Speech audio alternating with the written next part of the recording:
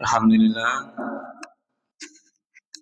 puji syukur kepada Allah Subhanahu wa taala yang mana Allah masih memberikan kita nikmat iman, nikmat sehat, nikmat kesempatan yang mana di pagi yang penuh berkah. Dalam hadis Nabi itu mendoakan umatnya yang bangun di pagi hari dan orang yang bangun di pagi hari yang mereka memprioritaskan ketika bangun tidur, diprioritaskan yang khairat, yaitu bangun tidur, sholat 2 rakaat, kemudian berjamaah subuh, maka Allah akan mudahkan semua perkara dunianya. Dan tetapi sebaliknya, ketika orang itu bangun tidur yang diprioritaskannya dunia, Allah akan porak-porandakan, Allah akan buat kekacauan di dalam perkara dunianya. Bersyukur kepada Allah Subhanahu wa taala. Dan bahkan di dalam suatu hadis, man salata subuhi jama'atan, barang siapa yang salat subuh berjamaah, itu fakaan nama seolah-olah dia beribadah kullal lain, sehari semalam. Jadi salat subuh berjamaah itu dapat pahalanya orang yang berjamaah sehari semalam. Dan barang siapa yang salat isya berjamaah, fakaan nama, maka dia akan mendapatkan seolah orang yang beribadah nisful lail. Nisful lail itu setengah malam. Jadi kalau subuhnya jamaah, isyanya berjamaah, dapat pahala 1 hari setengah malam. Bahkan kata ulama, kalau kita ingin dapat keutamaan malam Lailatul Qadar, itu minimal jago sholat subuh berjamaah dari awal Ramadan sampai akhir Ramadan, agar kita dapat, kalau kita subuh tadi kan pahalanya seharian ibadah. Jadi kalau subuhnya dijago jamaah dari awal Ramadan sampai Ramadan, isyanya berjamaah, insya Allah kita dapat pahala malam Lailatul Qadar. Dalam keadaan apapun kita dianggap orang yang beribadah sehari setengah malam. Luar biasa. Insya Allah kita akan baca kitab di dalam hadis Arba'in. Ini dulu pernah kita baca di Darul Amanah, karena tidak ada sampai khatam, jadi kita lanjutkan insya Allah. Kitab Arba'in An-Nawawiyah yang dikarang oleh Imam An-Nawawi. Beliau berasal dari kota Nawai. Beliau wafat pada tahun 676 Hijriah. Salah satu ulama yang produktif di dalam mengarang kitab, yang beliau termasuk menjadi suatu keberkahan. Kemudian kalau Imam Nawawi, satu lagi yang ulama asal Indonesia namanya Imam Nawawi Al-Bantani. Beliau salah satu ulama kita dari Indonesia, Nusantara, dan beliau pernah jadi mufti di Mekah, salah satu orang yang berfatwa. Nah, Imam Nawawi yang pengarang salah satunya kitab Arba'in An-Nawawiyah, banyak kitab beliau, Riyadhus Shalihin salah satunya yang paling masyhur, Arba'in An-Nawawiyah, Minhajut Talibin, kitab fikihnya. Beliau wafat dalam keadaan umur 40-an, yang mengatakan 45 tahun. Dan beliau meninggal dalam keadaan membujang. Dalam keadaan, kalau bahasa kitanya, jomblo. Tetapi beliau keberkahan ilmunya luar biasa. Beliau menghabiskan hari-harinya untuk mengarang kitab. Hampir kurang lebih 40 lebih kitab yang ilmiah beliau karang. Bahkan kalau di dalam Ashab Syafi'i, Al-Imam Syafi'i, salah satu beliau kan pengikutnya Imam Syafi'i, pembesarnya mazhab Imam Syafi'i. Beliau adalah salah satu ulama yang pendapatnya paling mu'tamad. Kalau dalam fikih itu ada pendapatnya paling kokoh, paling kuat di dalam fatwanya, salah satunya Imam Nawawi. Kalau Imam Nawawi gandengannya nanti Imam Rafi'i, gandengan fatwanya. Kemudian Imam Nawawi ini beliau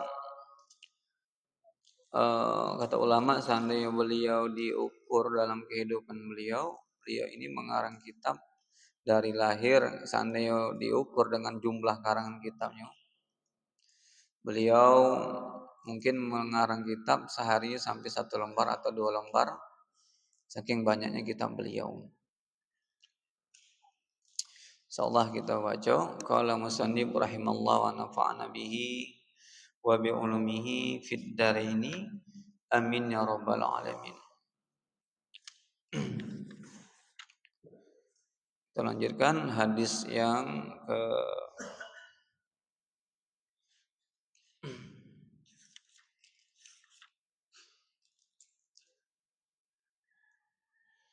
hadis yang ke-9. An Abi Hurairah Abdurrahman ibn Sahri radhiyallahu anhu qala sami'tu Rasulullah sallallahu alaihi wasallam. Jadi Abu Hurairah ini salah satu sahabatnya Nabi Muhammad sallallahu alaihi wasallam. Beliau pernah berjumpa sama Nabi. Jadi orang yang pernah bertemu sama Nabi itu dibilang sahabat. Namanya sahabat. Tapi yang beriman kalau berjumpa sama Nabi tapi dia dalam keadaan tidak beriman bukan dikategorikan sahabat. Kemudian ada orang yang tidak bertemu sama Nabi tapi dia bertemu sahabat, namanya tabi'in. Kita pernah dengar mungkin. Nah, Abu Hurairah sababu takniyatu Abu Hurairah. Kenapa sih ia dinamakan Abu Hurairah? Abu itu kalau bahasa Arab bapak. Ada lagi mengatakan paman. Ma riwayat anhu annahu qala. Beliau kenapa dijuluki Abu Hurairah? Ahmala yauman khuratu fil kammi farani Nabi sallallahu alaihi wasallam. Jadi Nabi itu pernah ketemu sama Abu Hurairah ini di dalam lengan baju ini ada khurrah. Khurrah itu bahasa Arabnya kucing. Kucing. Jadi kalau zaman dulu gamis-gamisnya Nabi sahabatnya lengannya besar. Lengannya kalau kita pernah nengok film-film klasik, film-film sahabat itu lengannya besar-besar tuh. Buka di YouTube film-film Sayyidina Umar, Sayyidina Abu Bakar, itu lengan bajunya.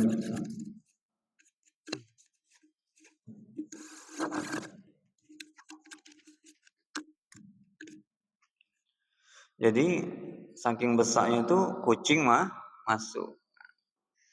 Jadi ada kucing di situ. Faqala ma hazihi. Kemudian Nabi bertanya, "Apa ini?" kata Nabi. Fakultu aku menjawab, "Khuratun." Ini adalah kucing. Faqala li, maka Nabi menjuluki dia, "Ya Abu Hurairah." Wahai bapaknya kucing. Nah, itulah kisahnya. Kenapa dijuluki Abu Hurairah? Hurra itu bahasa Arabnya kucing.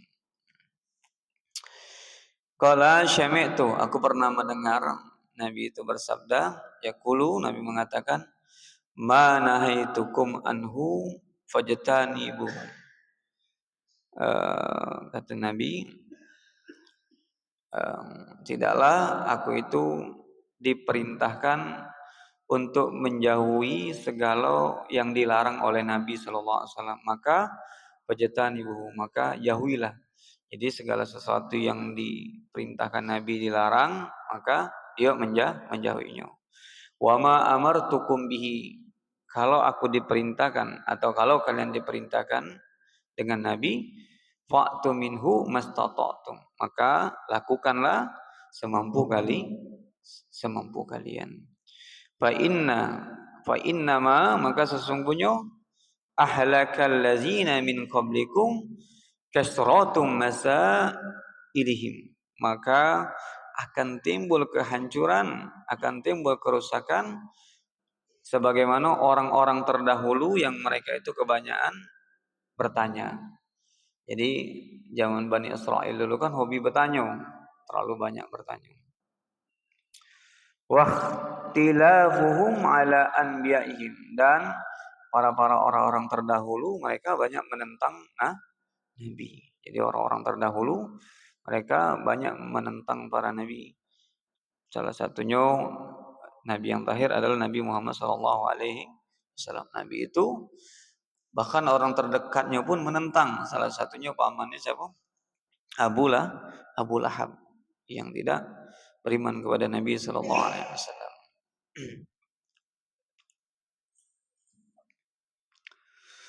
Kemudian ai manahitukum anhu, kalau segala sesuatu kalian dilarang maka jauhilah. Ai mana'takum, yaitu mencegah minhu daripada, mana'u tahriman, jadi mencegah daripada segala sesuatu yang diharamkan, yang dilarang oleh Allah Subhanahu wa taala. Nah, mungkin kita sering mendengar khatib itu mengatakan ittaqallah, ittaqallah, bertakwalah kepada Allah. Nah, definisi takwa itu adalah imtisalu awamirihi, menjalankan perintah. Kemudian tidak hanya menjalankan perintah, lawannya yaitu pasangannya menjauhi larangan. Nah, untuk bertakwa maka pondasinya adalah ilmu. Bagaimana kita bisa tahu nih Allah ridho, Allah membenarkan, Allah mengharamkan, kecuali barometernya ilmu. Begitu juga di dalam perkara yang sholat, ibadah. Ada yang sah, ada yang membatalkan, ada yang makruh, ada yang sunnah. Nah, bagaimana kita bisa mengukur, bisa mengetahui itu semua kalau kita tidak mempelajari di dalam pemahaman agama. Maka dalam hadis itu Nabi mengatakan, talabul ilmi faridatun ala kulli muslimin. Wajib bagi seorang muslim menuntut ilmu. Hukumnya wajib, berdosa gitu. Kalau kita tidak bisa MTK, tidak ada berdosa. Tidak bisa main komputer, tidak ada berdosa gitu, Pak. Tidak berdosa. Tidak bisa bawa mobil, tidak berdosa gitu. Jadi kalau kita tidak tahu baca Quran, tidak tahu ilmu fikih, tidak tahu tentang sholat, berdosa. Sampai segitunya. La tu'azibu bi'azabillahi, maka tidaklah satu kaum itu diazab binar, dengan api neraka, karena mereka tidak menjalankan perintah dan menerjang daripada larangan-larangan Allah. Kemudian ada lagi namanya mani'ul karaha, mencegah segala sesuatu yang tidak disukai atau makruh, mencegah perbuatan yang dimakruhkan. Kemarin kita sudah jelaskan definisi makruh. Makruh itu kalau dia lakukan tidak mendapatkan dosa. Cuman kalau dia tinggalkan mendapatkan pahala. Sudah sering kita jelaskan. Nanti kita jelaskan di fikih lebih jelas lagi, lebih akurat tentang masalah makruh tersebut.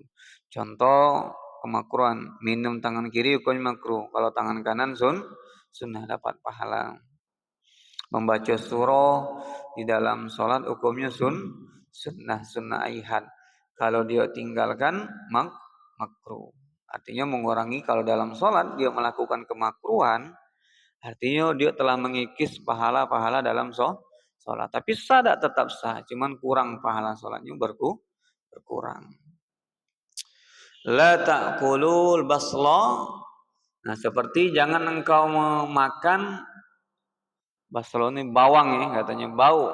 Wala taqulu bisimal, makan makanan yang bau lah. Nah, ini hukumnya kan makruh kalau kita hendak sholat. Allahu Akbar. Nah, kalau kawannya terganggu kan azza itu menyakiti orang, terganggu, berarti menghilang khusyuk. Nah, hukumnya makruh. Pokoknya kita disunahkan siwa sebelum sholat. Siwa ini nanti kita jelaskan di bab fikih fadilah siwa ini begitu banyak. Nah, mengganggu konsentrasi kekhusyukan dalam sholat orang hukumnya makruh. Jadi salah satunya tidak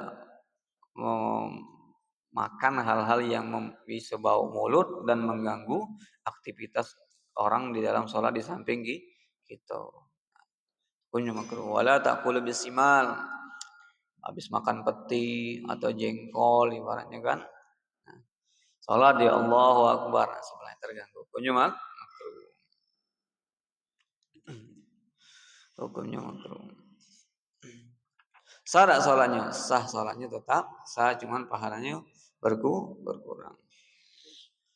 Fajtani bihu, dan menjauhi yaj'aluhu fi janibi, dan menjauhi segala hal-hal yang dilarang, maupun yang haram maupun yang makruh.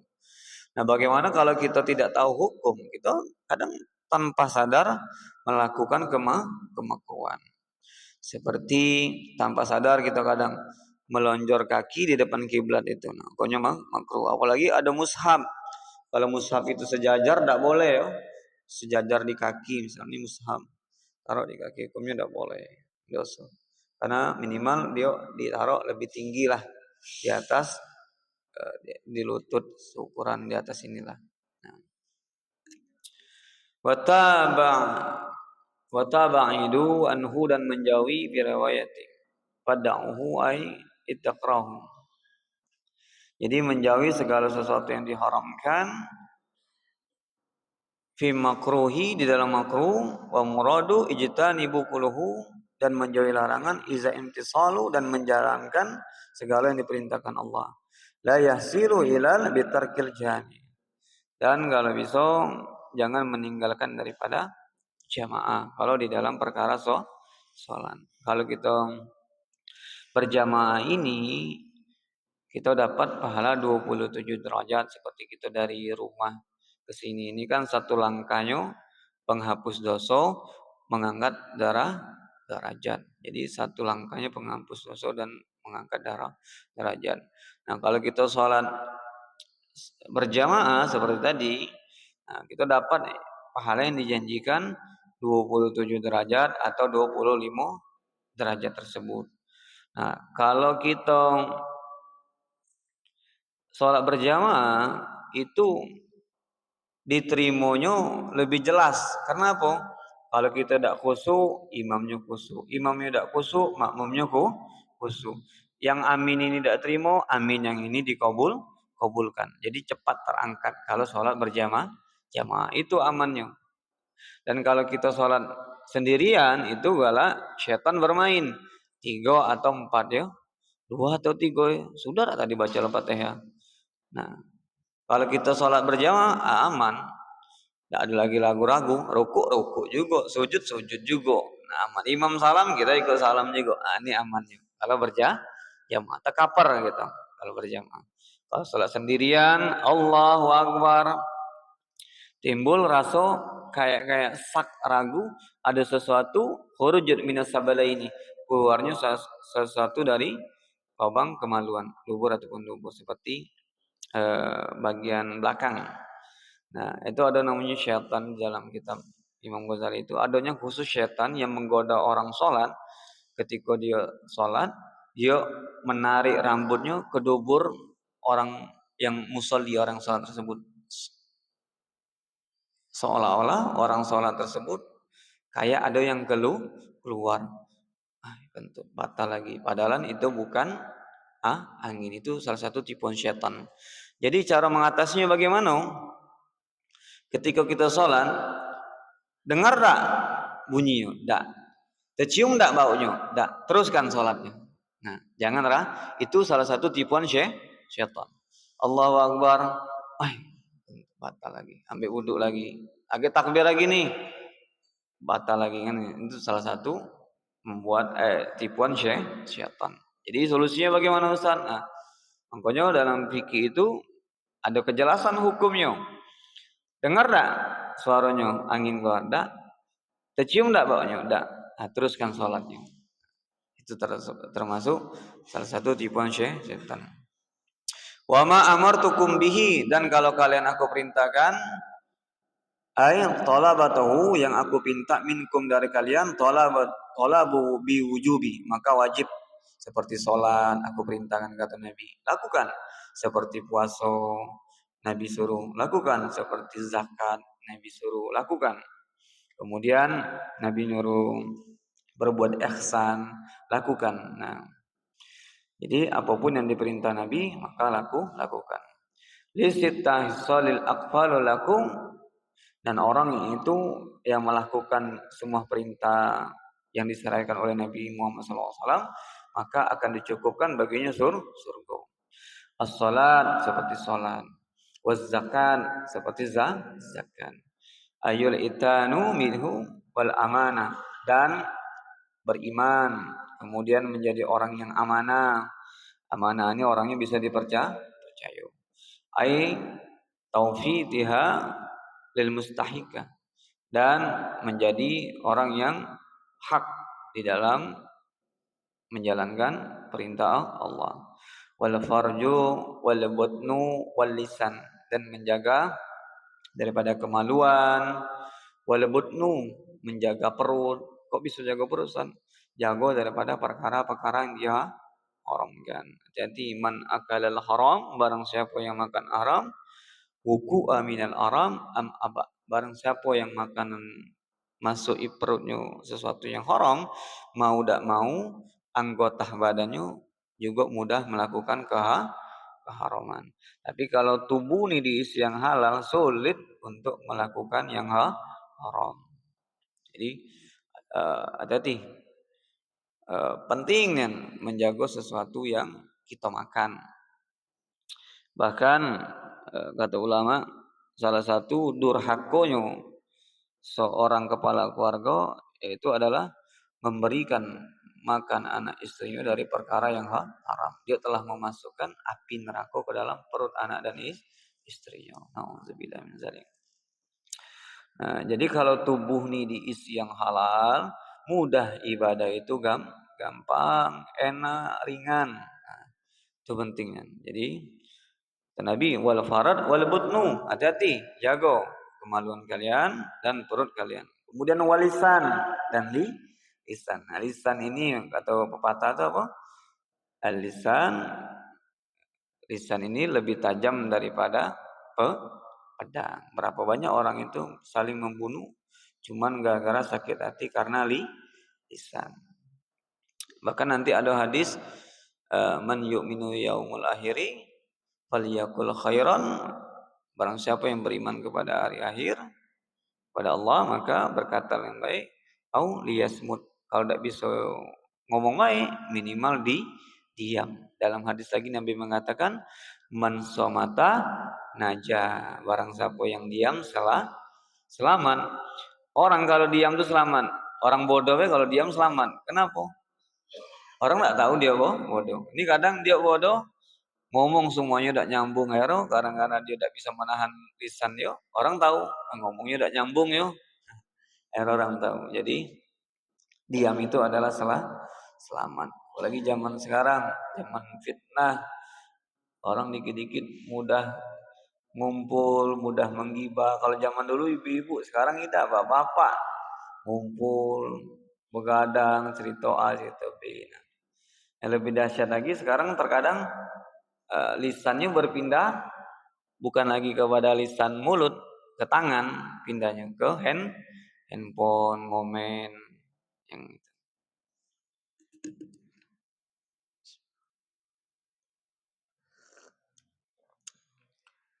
Jadi minimal menjaga lisan juga.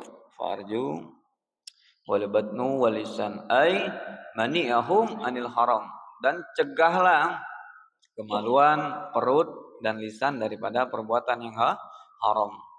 Haram itu lisan banyak, bohong, kazab.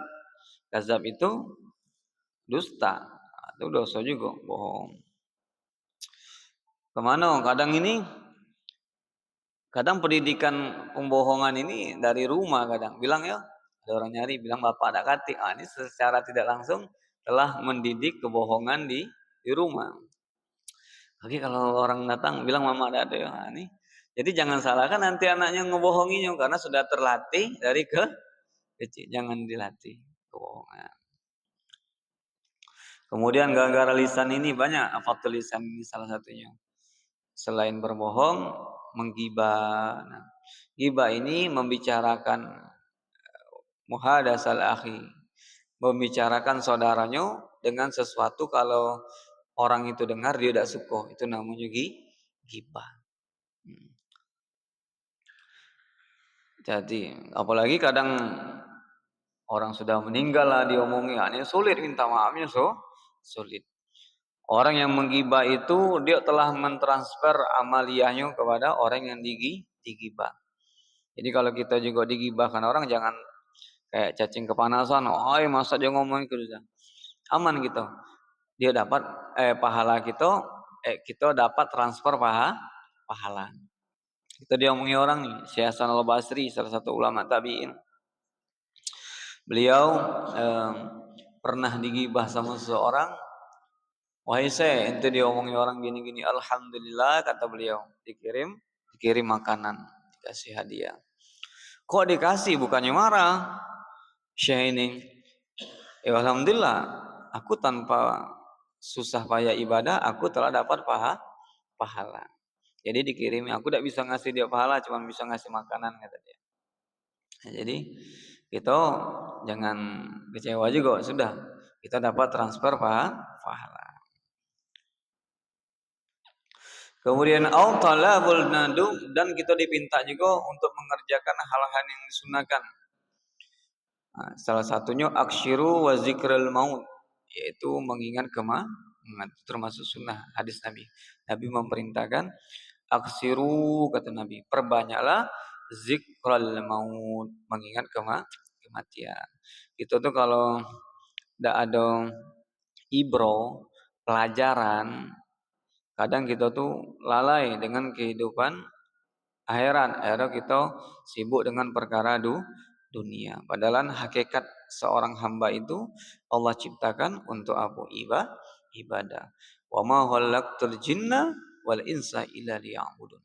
Tidaklah aku ciptakan, kata Allah, jin dan manusia illa kecuali liya'budun, menyembah Allah.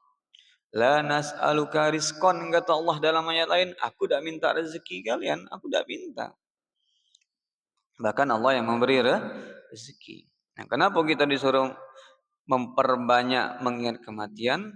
Karena kehidupan yang paling nyata, kehidupan yang paling panjang adalah kehidupan ba'dal maut, setelah kematian.